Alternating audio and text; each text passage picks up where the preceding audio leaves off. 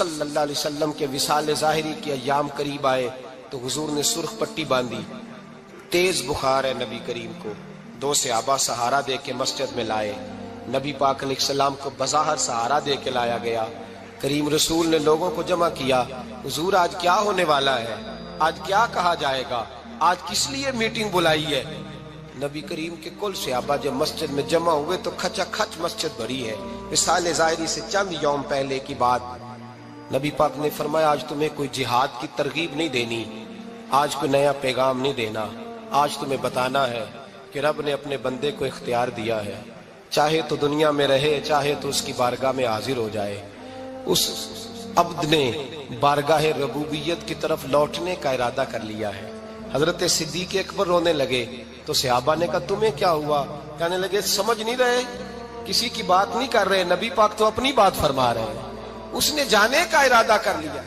سنیے میرے بھائی، محبوب پاک نے فرمایا بھائی کسی شخص کو میری طرف سے کوئی تکلیف پہنچی ہو تو بدلہ لے سکتا ہے، بدلہ لے سکتا ہے، کسی کو تکلیف پہنچی ہو۔ صحابہ پھوٹ کے رونے لگے، محبوبہ کرم ہی کرم ہوا ہے، رحمت ہی رحمت آئی، آپ کے بارے میں گمان کرنے والا بھی دائرہ ایمان سے نکل جائے گا۔ حضور آپ کیا فرما رہے ہیں؟ فرمایا نہیں بھائی اٹھو۔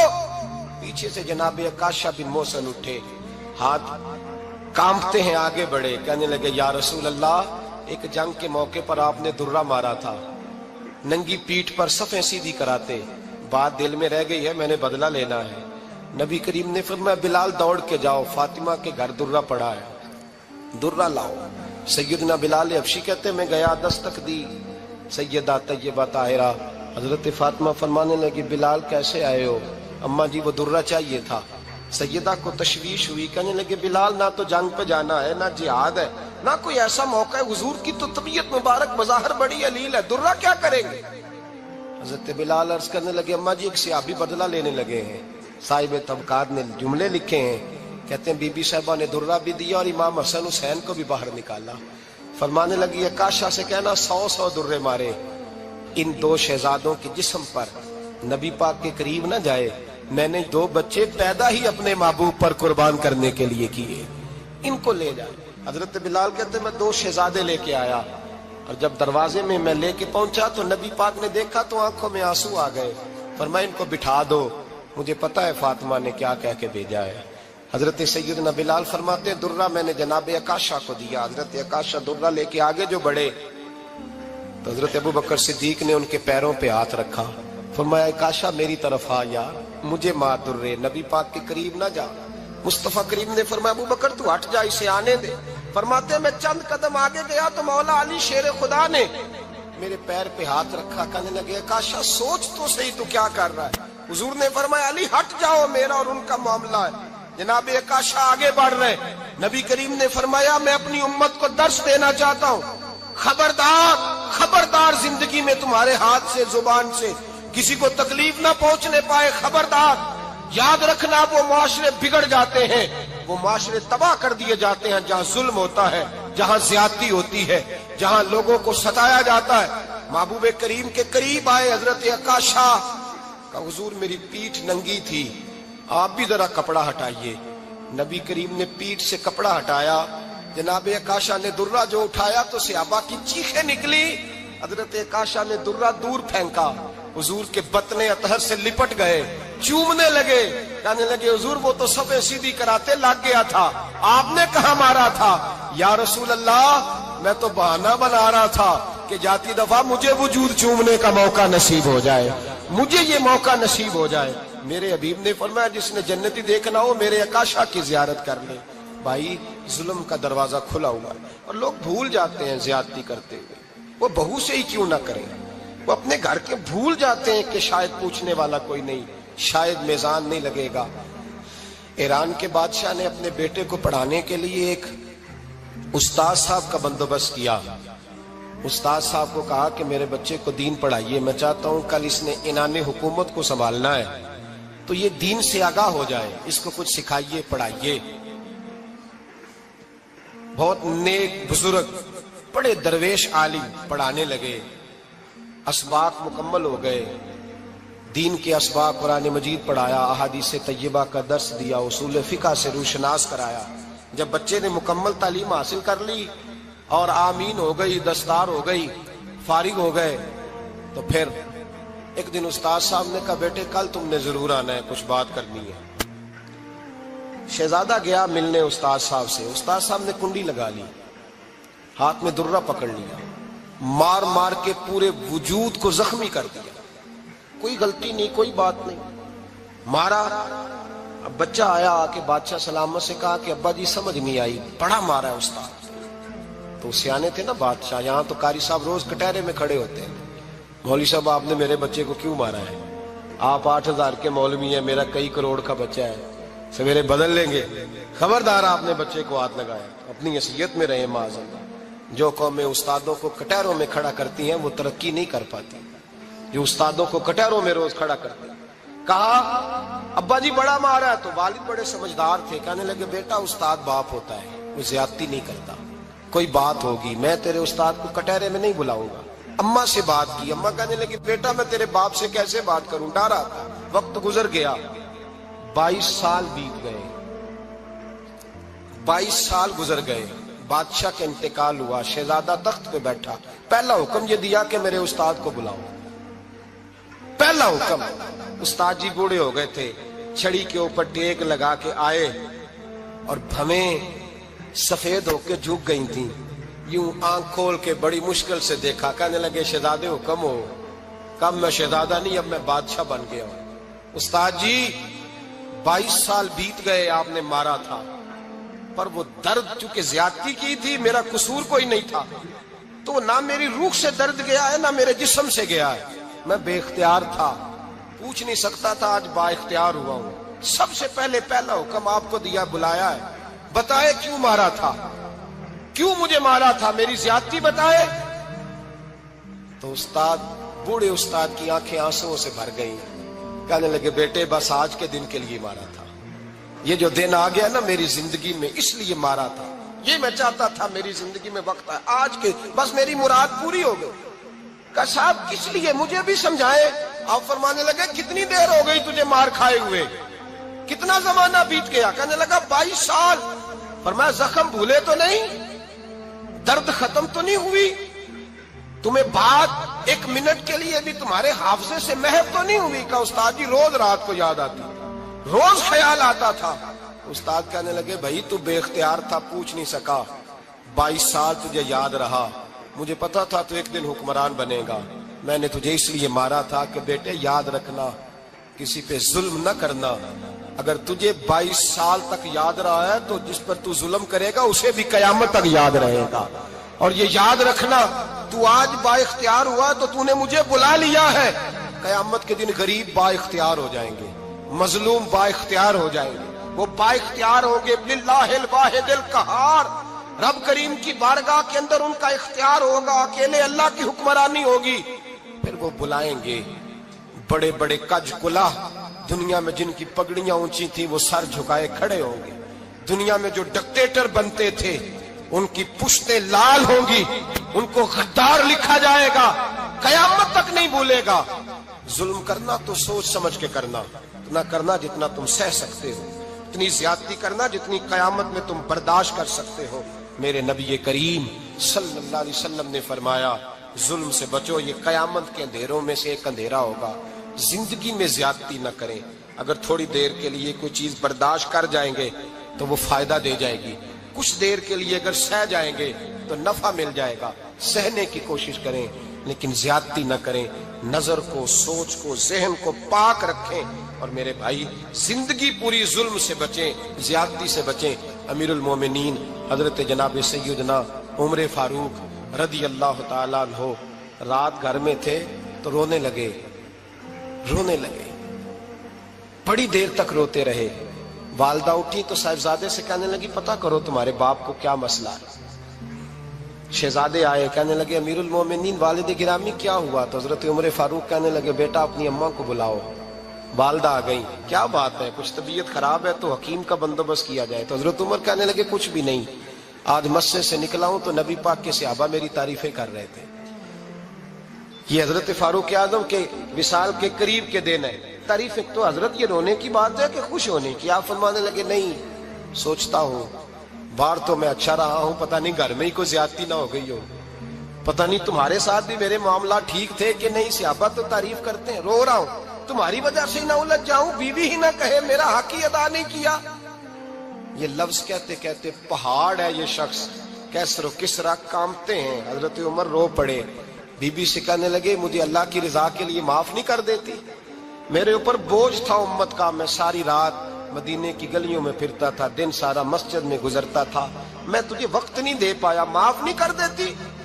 तो ज़ौजा कहने लगी नहीं उमर, मैंने भी जिंदगी में अपना कोई सुख चैन नहीं देखा, कोई चाव पूरा नहीं किया, मैं कैसे माफ कर दूं, मैं नहीं माफ करती। हजरत उमर जमीन पे बैठ गए, रोने लगे, कहने लगे चल माफ कर दे। कहने लगी एक वादा करो, कयामत के दिन रब करीम की बारगाह में मेरी सिफारिश करोगे, अल्लाह की बारगाह में अर्ज करोगे कि अल्लाह अच्छी थी, मुझे कपड़े धो के देती थी, रोटी पका के देती थी, मेरी इज्जत की मुहाफिज थी।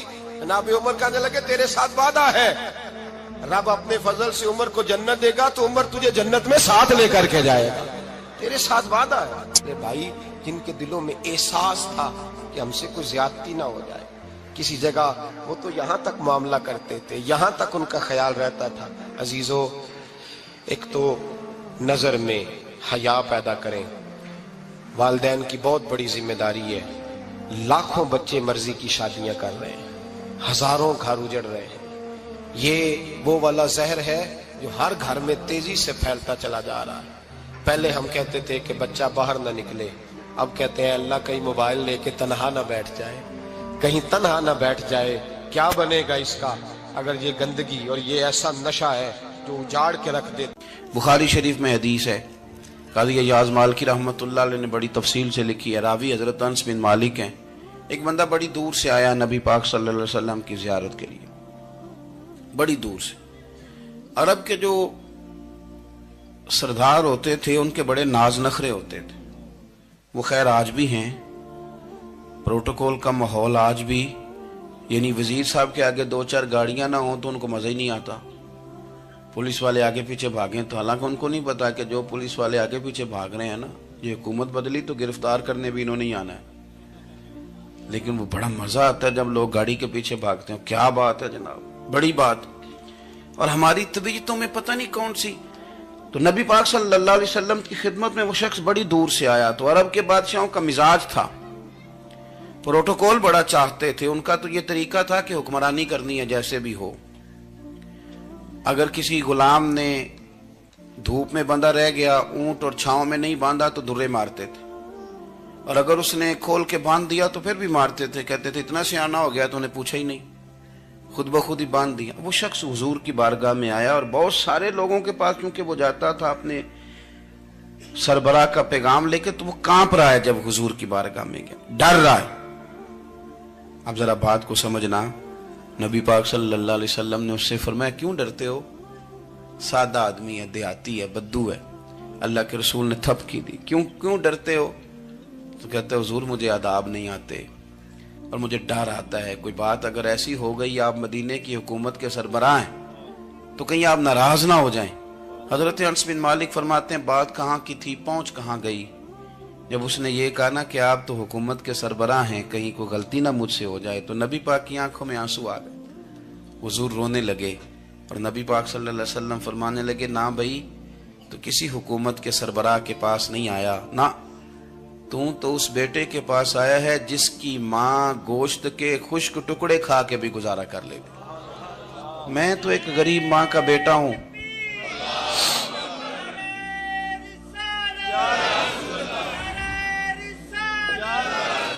भाई अगर आपका ये ज़ौक बन जाए, देखो ना आज तो लोग भूल जाते हैं ना, कपड़े बदल लेते हैं तो वो समझते हैं कि शायद सारा कुछ ही बदल गया, यानी गांव से आकर पढ़ने वाले भूल ही गए हैं कि किसकी माँ ने कितना जेवर बेचा था। लोग भूल जाते हैं चीज़ों को, अपने माजी को याद रखें, आप लोगों के साथ प्यार करें, आप लोगों को मौका दें, आप थोड़ी सी और कोशिश करें उस शख्स तक जाने की जो आपको मायूस नजर आ रहा है, परेशान नजर आ रहा है। ये हमें मिलाद वाले महबूब सल्लल्लाहु अलैहि वसल्लम ने दरस दिया। एक और पहलू, हुजूर सैयद आलम सल्लल्लाहु अलैहि वसल्लम ने, हमारे यहाँ ना अभी भी बरादरी की तकसीम है, अभी भी, اور کچھ میں نے ایسے کمزور لوگ بھی دیکھے. یہ اس طرح کی حرکتیں ہارے ہوئے لوگ کرتے ہیں. ہارے ہوئے لوگ جو اپنے آپ کو سمجھتے ہیں کہ میں کوئی بڑا آدمی ہوں. بڑا آدمی تو اپنے اخلاق سے ہوتا ہے, اپنے کردار سے ہوتا ہے, اپنی سخاوت سے ہوتا ہے, لوگوں سے پیار کرنے سے ہوتا ہے. باقی یہ کہ بیٹھ کے کہانی سنانا کہ میں بڑا کچھ کرتا ہوں, تو جو کچھ کرتا ہوتا ہے اسے سنانے کی کوئی ضرورت. ایک اور بہت سارے لوگ آپ تعزیت کرنے جائیں نا والد کے انتقال کے بعد, تو ان بیچاروں کو بتانا پڑتا ہے کہ ابا جی میرے بغیر دوائی نہیں کھاتے تھے. تو میں کہتا ہوں اگر تیرے بغیر نہیں کھاتے تھے پھر بتانے کی ضرورت نہیں, پھر تو سارے گاؤں کو پتا ہوگا کہ تیرے بغیر نہیں کھاتے تھے. اور اگر کوئی دال میں کالا ہے تو پھر تیری وضاحت کوئی بندہ قبول نہیں کرے گا. تو آپ کو بتانا کیوں پڑ رہا ہے, اور آپ بار بار اس بات کا ذکر کیوں کر رہے ہیں کہ ہم بہت بڑے قبیلے کے ہیں؟ صاحب اگر آپ بڑے قبیلے کے ہیں تو پتا ہوگا سارے علاقے کو آپ کتنا لوگوں کا خیال کرتے ہیں, آپ کس قدر محبت کرتے ہیں, آپ کا انداز کریمانہ کس طرح کا. پھر آپ کو بتانے کی کوئی ضرورت نہیں ہوتی, پھر خود بخود خبر ہوتی. حضرت سیدنا ابو ذر غفاری رضی اللہ تعالیٰ عنہ, قبیلہ بنو غفار ایک بڑی شاخ تھی قبیلوں میں سے. جو لوگ اس زمانے میں مالدار قبیلوں سے تعلق رکھتے تھے ان میں سے ایک بڑا نام تھا. ساری زندگی چودراہٹ کی, لیکن میلاد ایک انقلاب کا نام ہے. میں میلاد منانے والے دوستوں سے گزارش کرتا ہوں کہ آپ ہر سال میلاد منائیں, اور ہر سال میلاد کے بعد آپ تھوڑے بدل بھی جائیں, یعنی تھوڑے سے بدل جائیں. کچھ لوگ کہیں یار یہ داڑھی میں نے نا 12 ربیع الاول والے دن رکھی تھی, یہ میری میلاد والی داڑھی ہے. اور داڑھی رکھیں بھی نبی پاک کی مرضی کی. کس کی مرضی کی؟ نہ ناراض ہو جائے جی میں ٹور چلا بس. کس مرضی کی جی؟ اپنی مرضی کے نہیں. داڑھی کا وزن کو نہیں ہوتا کہ پوری مٹھی رکھیں گے تو آپ کو کوئی دقت ہوگی, کوئی وزن نہیں. پوری رکھیں, جو حضور کا طریقہ مبارکہ ہے جو ہمیں ملتا ہے اس پر آپ توجہ فرمائیں. تو میں جو بات عرض کرنے جا رہا ہوں وہ میلاد انقلاب ہے. حضور سید عالم صلی اللہ علیہ وسلم کی بارگاہ میں آنے سے پہلے لوگ کچھ اور ہوتے تھے, اور یہاں سے ہو کے جاتے تھے تو پھر ان میں تبدیلی آتی تھی. میں سارا دن کرامتیں سناؤں نا کسی کو اپنے پیر صاحب کی اور اپنے گھر میں بھی کہ میرے حضرت بڑے, میرے استاد بڑے, لیکن بیوی کے ساتھ اگر میں ترش لہجے میں بات کروں گا تو وہ کہے گی یہ سکھاندے نے تینوں پیر صاحب. دوست کہیں گے یہ سکھاتے ہیں آپ. تو آپ کی کہانیاں نہیں چلتی, آپ کا کردار چلتا ہے. حضرت ابو ذر غفاری رضی اللہ تعالیٰ عنہ فرماتے ہیں چونکہ میں چودھری تھا, سیدنا بلال حبشی رضی اللہ تعالیٰ عنہ کے پاس میں بیٹھا تھا. کسی بات میں بات آگے بڑھی اور بڑھتے بڑھتے بات شکرنجی تک چلی گئی. رائے کے اختلاف نے باتوں میں تلخی پیدا کر دی, اور جب تھوڑے لفظ اور تیز ہوئے تو میں نے انہیں کہہ دیا چپ کر, تو ابشن کا بیٹا ہے. کس کے بیٹے تھے حضرت بلال؟ کہتے ہیں جب انہوں نے مجھے کہا تو میرا دل بڑا ٹوٹا, لیکن میں نے ارادہ کیا کہ میں نے حضور کی بارگاہ میں نہیں عرض کرنی. اب ہر بات کی ہم حضور کی بارگاہ میں شکایت کریں. لیکن میں جا کے مسجد میں بیٹھا, اور جب سرکار آئے نا, ارادہ نہیں تھا کہ عرض کروں گا, لیکن حضور کا چہرہ دیکھا تو دکھ میرا خود ہی تازہ ہو گیا. رونے کا بھی تو تب ہی مزہ آتا ہے نا کوئی اپنا ملے تو. فرماتے ہیں کہ میرے آنسو نہ بغیر اختیار کے چھلک پڑے, اور میں کھل کے روئے, کھل کے. قربان جاؤں محبوب کے بھی حضور نے پاس نہیں بلایا, بلکہ نبی پاک اٹھ کے خود میرے پاس آئے اور مجھے کندھوں سے پکڑ کے سینے سے لگایا. اور جب میں کھل کے رو لیا تو حضور میرے آنسو پوچھنے لگے. کچھ شعر ایسے ہوتے ہیں جو کسی نے کہے ہوتے ہیں, اور کہنے والا جو ہوتا ہے وہ صاحب حال ہوتا ہے, تو اس میں کچھ خوبصورتی زیادہ ہی ہو جاتی ہے. ایک پنجابی کے شاعر ہمارے گجرات میں گزرے, بزرگ تھے, ان کا ایک شعر ہے, وہ کہتے ہیں ایک واری میری آنکھیاں چوں اونا نے اتھرو پونجے سن. ایک واری میری آنکھیاں چوں اونا نے اتھرو پونجے سن, ہن تے چسکا پہ گیا رونے دا. ایک واری میری آنکھیاں چوں اونا نے اتھرو پونجے سن, ہن تے چسکا پہ گیا رونے دا, تے ہر ویلے آہو زاری دا. تو میں روز رونے لگا ہوں, مزہ ہی بڑا آیا ہے جب سے محبوب نے چپ کرانا شروع کیا میرے عزیز. اور پھر حضرت بلال حبشی رضی اللہ تعالیٰ عنہ چونکہ حضور کے غلام تھے, اور انہیں پتا تھا کہ سرکار میری ناز برداری کرتے ہیں, حضور نے چپ کرایا. فرمایا کیوں روتے ہو؟ تو عرض کرنے لگے یا رسول اللہ صلی اللہ علیہ وسلم, اگر میں ابشن کا بیٹا ہوں تو میری تو غلطی کوئی نہیں نا, یہ تو تقسیم اللہ کی ہے نا. الذی خلقک فسواک فعدلک فی ای صورت ما شاء رکبک. جس طرح وہ چاہتا ہے، جس کو چاہتا ہے اس طرح کی اس کی صورت بنا دیتا ہے. تو مجھے ابشن کا بیٹا کہا جاتا ہے، میری غلطی کیا ہے؟ حضرت بلال نے بھی نہیں بتایا کس نے کہا. لیکن نبی پاک صلی اللہ علیہ وسلم نے کیا فرمایا؟ امام یوسف صالحی نے لکھا ہے، ذرا غور کرنا بات پر، تسلیاں لوگ اور رنگ میں بھی دیتے ہیں پر یہ تسلی بڑی انوکھی ہے. حضور فرمانے لگے، بلال اگر تو ابشن کا بیٹا ہے تو پریشان کیوں ہوتا ہے؟ کالے رنگ والی ماں کا بیٹا ہے تو پریشان کیوں ہوتا ہے اگر تیری والدہ کا رنگ کالا ہے تو؟ عرض کی حضور آپ کیا فرمانا چاہتے ہیں؟ تو سرکار فرمانے لگے، میں 2 ماؤں کا بیٹا ہوں، ایک جناب آمنہ جنہوں نے مجھے پیدا کیا اور ایک حضرت ام ایمن جنہوں نے میری پرورش کی، مجھے بڑا کیا. حضور فرمانے لگے، میری ماں آمنہ کا رنگ گورا تھا اور میری ماں ام ایمن کا رنگ کالا ہے. تو فرمایا اگر تجھے کسی نے کالے رنگ والی ماں کا بیٹا کہا تو اسے کہہ دینا مدینے والے محبوب کے بھی تو ایک والدہ کا رنگ کالا ہے، تو کہہ دینا. حضرت بلال کہتے ہیں کہ وہ اس طرح کی تسلی تھی، طفل تسلیاں نہیں جس طرح کی ہمیں دی جاتی، وہ اس طرح کی خوبصورت تسلی تھی کہ اس کے بعد میرا دل ایسا ٹھنڈا ہوا، پھر کسی کا تانا نہیں رہا، پھر کسی کی